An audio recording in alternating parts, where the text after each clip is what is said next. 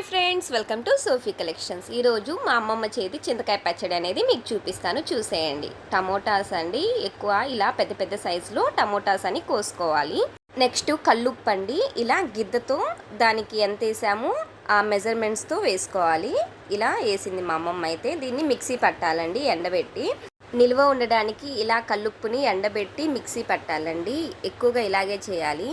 పచ్చళ్ళకి ఇలాగే చేస్తారండి. బాగా గ్రైండ్ అయిపోయింది, ఈ విధంగా చేస్తే చాలు. నెక్స్ట్ 2 టైమ్స్ రోట్లో దంచిందండి మా అమ్మమ్మ. అయితే పసుపు, చింతకాయలు, మెంతులు ఒకసారి దంచింది. నెక్స్ట్ ఇలా టమోటాలతో మళ్ళీ తిరిగి దంచాలంట. ఎదుగోండి 2 టైమ్స్ అనమాట. ఇలా తీసి 3 రోజుల తర్వాత ఇలా చూసామన్నమాట.